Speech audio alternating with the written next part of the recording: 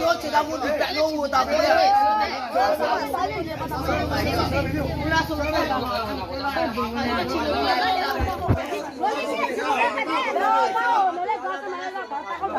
Tao tao con mày chưa?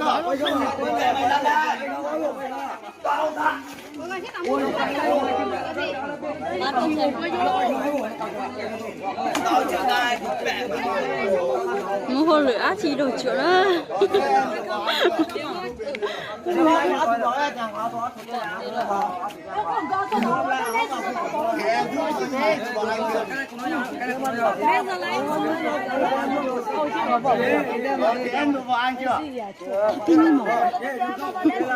có nhìn lọ chỉ bao sao vậy? Đi chưa về thôi chỉ.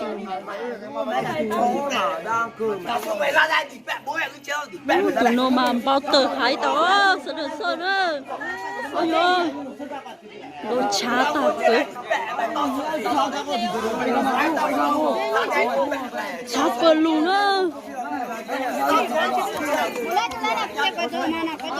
Lời bọn nhị kia hay nhà chát được chùa mà đứa tôi chỉ đủ nữa.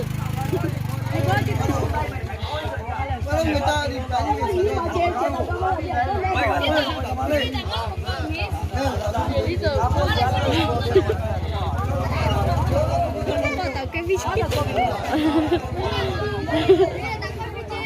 ở thôi các con, ở thôi các con, ở thôi con,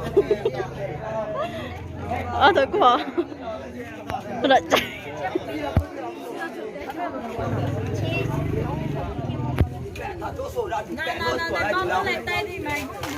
đi cái như kiểu em bị tay rồi bị bẹt thằng đấy đi bẹt lo tôi hết đâu.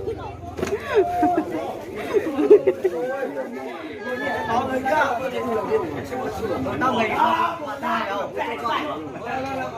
tao nghỉ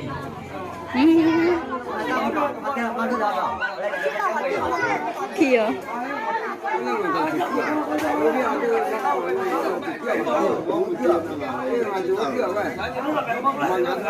nó khi chứ mà họ chớ ta mà inu đồ chùa xin nữa sợ được nữa sợ nữa chỉ mua hoa lục á chị ua mà phê hào chớ còn đồ á chị để đồ chùa xin nữa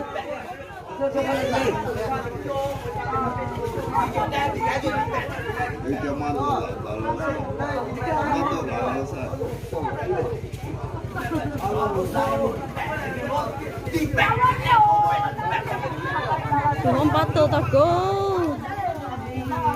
sắn đồ tụi ít kia mù chế sắn đồ tiền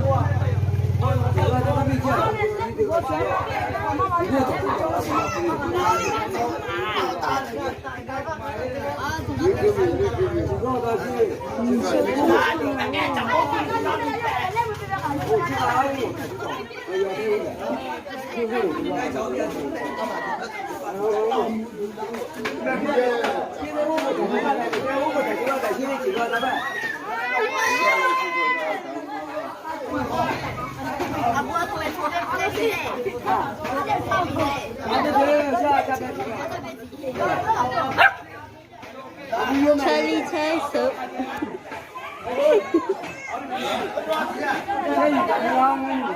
ôi dồi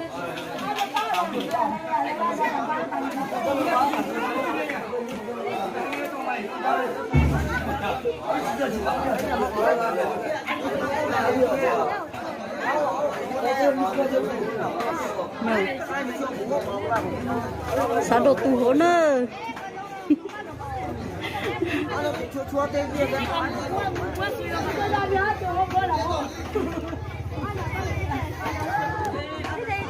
vặt tiêu rồi trở lại cái gì họ lại có lừa với cái phải tạo tạo theo họ lừa đi